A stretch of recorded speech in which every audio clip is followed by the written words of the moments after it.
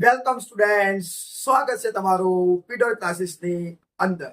Students, video તમે જોઈ રહ્યા છો ને, મેં તમારા માટે 3 સાયન્સના વિડીયો બનાવ્યા ધોરણ 10 માટે, અને સતત હમણાં 2 દિવસથી ધોરણ 11 અને ધોરણ 12 માટે મોસ્ટ આઈએમપી ફંક્શનના વિડીયો બનાવ્યા. તો એ બધું તો આવવાનું જ છે સ્ટુડન્ટ્સ. દેખો, ધોરણ 10ના વિડીયો આવશે સાયન્સના, કેમ કે હું સાયન્સનો ટીચર છું તો પણ ઇંગ્લિશ ભણાવું છું, કેમ કે મને ઇંગ્લિશ આવડે છે એટલે ભણાવું છું. બાકી મારો મેન વિષય સાયન્સ કહેવાય, ગણિત વિજ્ઞાન. ઓકે, તો પણ સ્ટુડન્ટ્સ, આજે ઈચ્છા થઈ ગઈ કે આજે અમે સેટરડે છે, શનિવાર છે, તો ચલો આજે એક કઈ ટોપિક પર ડિસ્કસ નહીં કરતા પણ એવી એક વાત કરીએ જેથી મજાની સાથે મજા કરતી કરતી સાથે સાથે આવડી જાય. બરાબર, કંઈક નવું શીખવા મળે.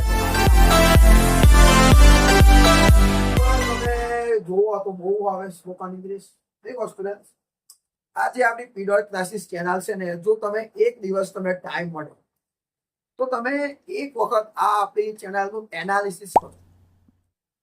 આ ચેનલ પર મેં ને અંગ્રેજી બહુ ભણ્યું, ઘણું બધું ભણાવ્યું છે. બધા જ ટોપિક લગભગ કવર કરે છે. દેખો ને, નાઉન બનાયા, પ્રોનાઉન બનાયા, ટેન્સ બનાયા, એક વચન બહુવચન બનાવ્યું, કન્જેક્શન બનાવ્યું, બહુ ભણાવ્યું. એમ પેપરો સોલ્વ કરાયો, વિજ્ઞાનનો કરાયો, આઈએમપી મૂક્યું, ઘણું મૂક્યું. અને અત્યારે પણ મૂકું જ છું અને મૂકતો રહીશ જ. સ્પોકન ઇંગ્લિશમાં પણ મેં ઘણા ભાગ બનાવ્યા છે. દરેક અલગ અલગ ઘણા બધા વાક્યો બનાવતા શીખવાડ્યા, એક્ટિવ વોઇસ, પેસિવ વોઇસ. અત્યારે તો વિજ્ઞાન પણ બનાવું છું. આખું એક ચેપ્ટર પૂરું કર્યું ધોરણ 10માં. જો તમે ભણતા હોય અથવા તમારો કોઈ સગા સંબંધી બનતો હોય તો એને કામ લાગે એવું પણ મેં બનાવ્યું છે ધોરણ 10માં. તો આજે આપણે એક સ્પોકન ઇંગ્લિશની વાત કરીએ તો જો એક સિમ્પલ સેન્ટેન્સ બનાવતા શીખીએ આજે આપણે. તો જો તમને આ શબ્દ વિશે તમે કંઈક તો લાઈફમાં કોઈક વાર તો તમે આ શબ્દ જોયો થશે. ન જોયો હોય તો કહેજો કે સાહેબ નહીં જોયો. જો HAVE અને સ્ટુડન્ટ્સ હેવ, આપણે એનો અર્થ પણ લખતા જઈએ સાઈડમાં. આ જે છે આ શબ્દને હેવ કહેવાય. આ શબ્દને હેવ કહેવાય. પછી તમે આ શબ્દ પણ જોયો હશે ને, આને હેડ કહો. હેડ. અને એક બીજો શબ્દ છે જેનું નામ છે વિલ હેવ. તો જો આ 3 શબ્દો તમે જોયા હશે, હેવ, હેડ, અને કદાચ આ ના જોયો હોય તો આજે જોઈ લો. વિલ હેવ અને વિલ હેવ. તમે આ 3 શબ્દની વાત કરીને તો આ હેવ છે ને એ પ્રેઝન્ટ ટેન્સમાં, વર્તમાન કાળમાં. હેડ એ ભૂતકાળમાં, પાસ્ટ. એન્ડ વિલ હેવ છે ને એ પણ ભવિષ્ય ટેન્સમાં આવે, ભવિષ્યકાળ. તમે મને પૂછતા હશો સાહેબ છે શું? તો સ્ટુડન્ટ, આ એક પ્રકારના ક્રિયાપદ છે. પણ આ મુખ્ય ક્રિયાપદ જેમ ખાવું, પીવું, ઈટ, સ્પીક, ગો, કમ એવું છે ને, આ એવું નહીં. આ તમે આને સહાયકારક ક્રિયાપદ કહી શકો. ઓક્ઝિલરી વર્બ તમે આને કહી શકો. હેલ્પિંગ વર્બ છે આ. અને આમ તો જોવા જઈએ તો આ ટુ હેવ નું રૂપ, વર્તમાન કાળનું ટુ હેવ નું રૂપ હેવ એસ, ભૂતકાળનું હેડ, અને ભવિષ્યનું shall will have, and will have અને શેલ હેવ. આ છે. તો આપણે એ લેના દેના નહીં. શું છે? આપણે તો વાક્ય બનાવતા શીખવું છે, બોલતા શીખવું છે. બનાવવાનું કઈ બોલતા કરવા છે માત્ર. જો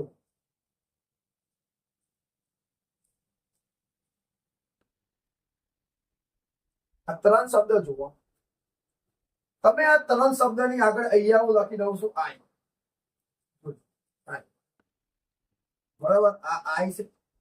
આઈ નો યુઝ થશે અહીંયા. હવે આની જરૂર નથી એટલે હું એને સાફ કરું. બોલતા જ આવડે ને. હેવ, હેડ અને વિલ. હવે અહીંયા તમે કોઈ પણ એક વસ્તુ લખો. જેમ કે હું લખું છું અ બાઇક.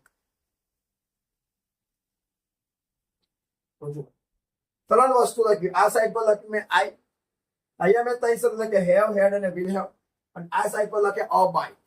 હવે તમે બોલો, ખુદ બોલશો. આઈ હેવ અ બાઇક. બન્યું ને વાક્ય? વાક્ય બન્યું કે ના બન્યું? એકદમ બન્યું જ. આઈ have a bike. I have a bike. આનાથી પણ બનશે જ, નહીં બને એવું. I had a bike. I had a bike.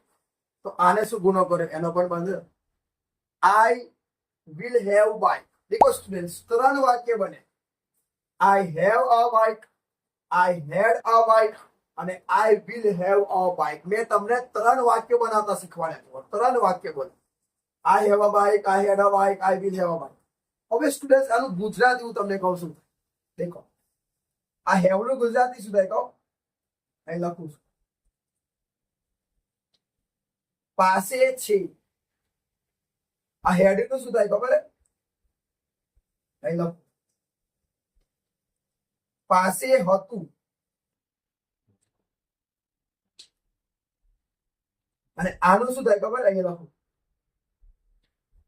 પાસે હશે. હવે અને આઈ નું ગુજરાતી શું થાય કહો? મારી. હવે તમે બોલીએ મારી પાસે બાઇક હશે. સોરી, મારી પાસે બાઇક છે. છે આવ્યું છે, પાસે છે. મારી પાસે બાઇક છે. મારી પાસે બાઇક છે. I have a bike. સમજા? હવે બીજું મારી પાસે બાઇક હતું. બાઇક હતી. મારી પાસે બાઇક હતી. I had a bike. I will have a bike નું થઈ ગયું. મારી પાસે બાઇક હશે. જોઈ લો, જ્યારે તમે એવું કોઈ વાક્ય બોલો કે જે તમારી પાસે છે, મતલબ હાલમાં છે, હજુ પણ છે, એટ ધીસ ટાઈમ અત્યારે પણ છે, તો આઈ હેવ બોલો. આ રસ્તો યુઝ કરો. તમારી પાસે કઈક વસ્તુ હતી, હવે નહીં, ખોવાઈ ગઈ, ચોરી થઈ ગઈ, I had બોલ. પરંતુ તમે સપના જોઈ રહ્યા છો કે મારી પાસે ભવિષ્યમાં આ વસ્તુ હશે, આ હશે, આ હશે. I will have. જોઈ હવે વાક્યને બે ધરાધન શરૂ કરું છું. તમે વાક્યને સમજો, તમારી સામે લખાઈને આવશે. જોજો, મારી પાસે કાર છે. I have a car. મારી પાસે નવું ઘર છે. I have a new house. મારી પાસે આઈફોન છે. I have a iPhone. મારી પાસે એસી છે. I have an air conditioner. મારી પાસે નવા કપડા છે. I have a new clothes. મારી પાસે સ્માર્ટ વોચ છે. I have a smart watch. મારી પાસે મિત્ર છે. I have a friend. મારી પાસે સાચો મિત્ર છે. I have a truth friend. I have a truth friend. સાચો. બરાબર. મારી પાસે ઘણા પૈસા છે. I have a lot of money. I have a lot of money. આવું બને. અને એક બીજું લઈએ, ગમે તે. મારી પાસે સારું કુટુંબ છે. I have a good family. અગર ભૂતકાળમાં બોલવું હોય તો બોલી શકો. મારી પાસે લાલ શર્ટ હતું. I had red shirt. મારી પાસે સુંદર ટી શર્ટ હતી. I have a beautiful t-shirt. I had a beautiful t-shirt. હતું. મારી પાસે મોબાઈલ હતું. I had a mobile. મારી પાસે ઘર હતું. I had a home. બોલી શકો. મારી પાસે મિત્ર હતો. I had a friend. હવે નહીં, તૂટી ગઈ દોસ્તો, જોડી જશે પાછી, કોઈ વાંધો. પણ તમે સપના જોતા હોય તો આવું બનશે. મારી પાસે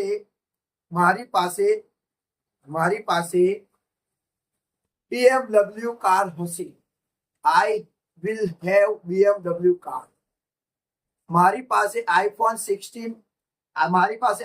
17 Pro હશે. I will have iPhone 17 Pro. બોલી સર કમ્પ્લીટ. પછી એક વાક્ય, મારી પાસે સારો પાર્ટનર હશે. I will have a good partner. real partner. ગમે બરાબર. મારી પાસે ઘણા રૂપિયા હશે. I will have a lot of rupees. money. ગમે તે કહી શકો. સ્ટુડન્ટ્સ, આ રીતે તમે વાક્ય ત્રણ પરથી તમે બનાવી શકો છો. ઘણા બધા વાક્યો છે તમે બોલી શકો છો. એક સાથે તમે બોલી શકો. દેખો એક વાક્ય હજુ આપણે લઈએ, જેથી આપણી જોડે આવી. મારી પાસે ડિજિટલ બોર્ડ છે. I have a digital board. મારી પાસે બાઇક હતી. આઈ હેડ અ બાઇક. મારી પાસે મોટું સ્ટુડિયો હશે. આઈ have a big studio. Sorry, I will have a big studio. I will have a big studio. Okay students, આ રીતે તમે વાક્ય બનાવી શકો. જો તમે વિડીયો ગમ્યો હોય તો પ્લીઝ વિડીયોને લાઈક કરી દેજો, ચેનલને સબસ્ક્રાઇબ કરી દેજો. આ જ રીતે યુટ્યુબ પર ભણતા રહો, સપોર્ટ કરતા રહો અને મસ્ત રીતે તમે આગળ વધો. અમે તમારી સાથે છે.